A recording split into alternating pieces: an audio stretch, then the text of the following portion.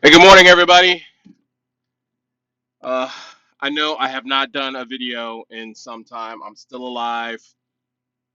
I've just really been going through it with this whole housing thing. No, I still don't have a house. Ugh. And you know what? I was listening to Steve Furtick, and he had this great message about being built different, and that's kind of what said.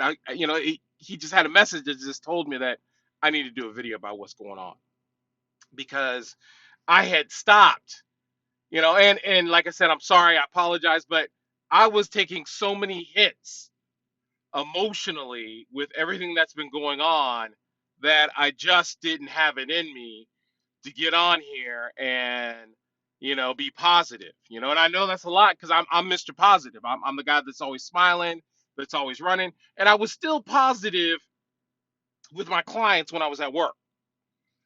But when I'm talking to you guys, it's really like my personal journal, and so I can't. It's like we're a battery, and we only have so much energy to go around, and I just didn't have it to sit down and be real with myself because really this is me talking to me. I invite you guys to join in and watch this documentary of Will's life, and I appreciate all the comments and support that I get. But the real deal is that it's difficult for me to be real, to be transparent sometimes when I'm struggling, and I've been struggling lately. But that's what was so powerful about the message that Steve Furtick had this morning, because he was talking about he called it time lapsed testimonies, and it was kind of funny. But he was talking about how people will give their testimony, and they'll say, "Yeah, we had some struggles, and then we lived happily ever after." The end, and it's almost like watching my wife loves watching those Hallmark movies where the couple struggles in the beginning, they don't like each other, then 45 minutes later they're getting married. They're happily ever after. And they don't ever highlight the struggle. And I know because it's entertainment, they don't have time to go into that. And I know because you're giving your testimony, they want to be up here for the next 4 or 5 hours listening to the struggle. But the struggle is significant. The struggle is important for me to hear, for you to hear, because a lot of us are struggling. A lot of us are struggling. And I need an example, not of your success, but of how you're surviving, how you're still striving to move forward, how you're crawling, scratching, fighting for every inch. And the battle is real. So, so let me give you an update. This is what's been going on. A lot of my close friends know, and I remember I was telling Lavelle, I was like, I don't even know how to talk about this because it doesn't even sound real. So okay, so I'm hoping to get a good word today about the house so we can close this week. And so I'm working with my guy, and Greg is great. Greg is a great broker, man. I appreciate him. He has taught me so much. He has hung in there with us. And yes, we've had a lot of obstacles, and one of the main obstacles, for those of you who are just new to tuning in, originally I had to get something cleared up um, with a late car payment that was really slapping my credit score down. I could not believe once I finally got the letter clearing up the credit that my credit score went up literally 50, 60 points. It kind of blew my mind. I kind of think the whole credit thing is kind of a racket, but that's neither here nor there. I might address it when I run for president, but I had to take care of that first. So I'm just catching you guys up. So then after that, we lost the first house because the owner didn't want to wait. Is this guy gonna let me over? Okay, he's not. Sorry, this guy was like speeding, didn't want to let me over. But anyways, so the next thing that happened is that the original house that we went to buy, somebody came and bought it 3 hours before we got there. Then the second house, didn't want to wait for us to get stuff cleared up, so they pulled out. So then the third house we went to, we're still fighting for. I ended up struggling with United Wholesale Mortgages. I'm throwing their name out there because they wanted my IRS transcripts that I had amended for the loan. Now, everybody knows that the IRS is extremely behind, and you can't just get them now. They're behind. They're not. It's not processed. Da da da. We went back and forth for probably a month of explaining that the IRS isn't. It's not done yet, and multiple other mortgage companies were just waiving the need for it. I mean, it was on we Googled it. It was on a lot of different websites on how what different companies were doing to work with people during the coronavirus. United Wholesale was not working with me. Now we ended up having to get another lender. And Greg went in and filed a complaint with them. I think there was some discrimination going on. I'm not sure. I originally was going to get a lawyer to sue, but you know what, guys? I'm too tired.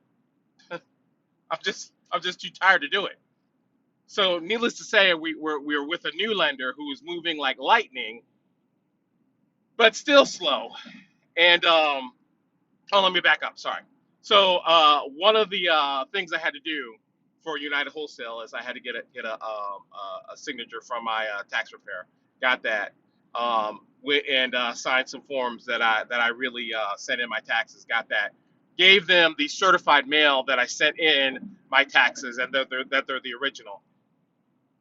They told my broker that they how do they know that that's what I sent the IRS? So endured that. Then I tried everything to get in face to face with the IRS so they could look at my taxes and work with me so I can get the documentation I needed for the lender. So I get in there. No, I don't get in there. I'm sorry. I'm on the phone. And you guys, anybody who's called the IRS knows how long you stay on the phone. Had to called off work on the phone, talking, begging, pleading, and finally the lady says she's going to give me a face-to-face appointment. And she said they don't do that because of the coronavirus. So I think she probably thought I was suicidal. I was crazy. I literally said, lady, how pitiful do I have to sound for you to sit down with me to help me with this issue? She finally sits down, finally says, I'll give you an appointment, looks up the closest location that's open because not all the locations are open, and says, okay, it's Salisbury, Maryland. That's the closest. Let me zero it in and see. And then she says, oh, my Lord, I just got an alert that the Salisbury, Maryland office just shut down for lack of staff. And I mean, I kid you not. Right then, right when I'm about to get the appointment, they canceled. They shut it down.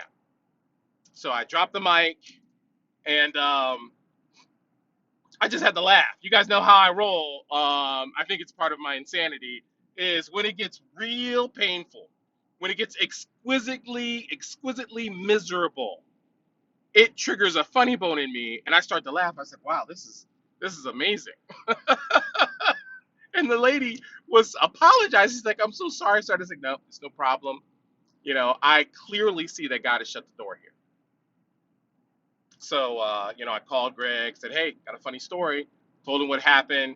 He said that he took it to another lender and that they're going to be able to push it through because they don't need the transcripts. So now you guys are all caught up. That's my time lapse.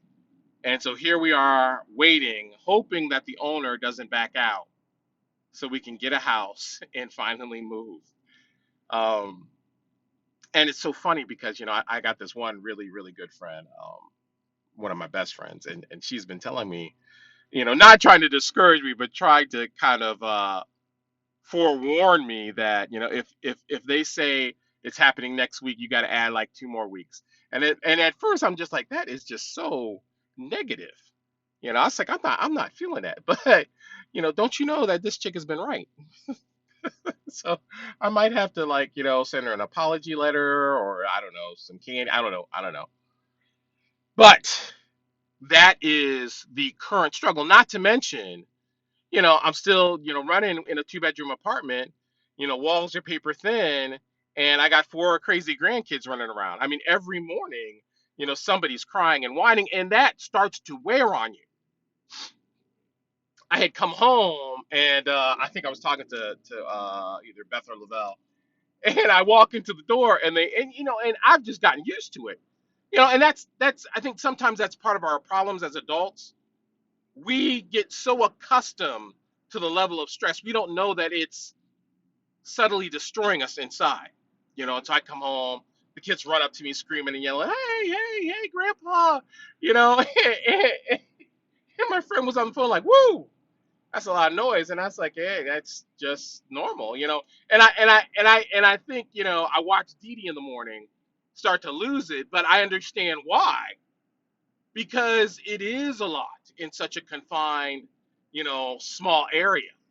And the kids feel it too because they can't run around. There's no yard for them to play in, and they need to run. So when we do all that, sometimes I'm reminded of that saying that is really, it's kind of a defeatist saying to me when they say it is what it is, you know. But when I think about that now and I say, okay, it is what it is, but it's still phenomenal. It's still blessed. It's still really good. It's still powerful because I still haven't quit. We're still working it. We're still alive. We're still breathing. We're still trying. We're still getting back up, no matter what. We don't, you know. I think in the Rocky movie, Mick, his trainer, said, "I didn't hear no bell." And I have to remind myself that I didn't hear no bell. Nobody called a timeout. Get up. I mean, you can cry a little bit. I get that. I get it. I get it. It's miserable. It's painful. Feel it. Deal with it. Acknowledge it. But don't let it stop you.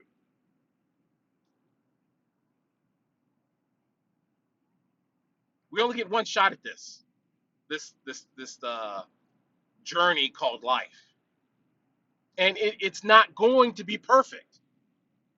In fact, learn to appreciate the struggle because that's where true strength is created. That's where true faith is tested. That's where they make real men and women shine. So that's my quick message for this morning. I just wanted to let you guys know I'm still here. I'm still going to be doing content.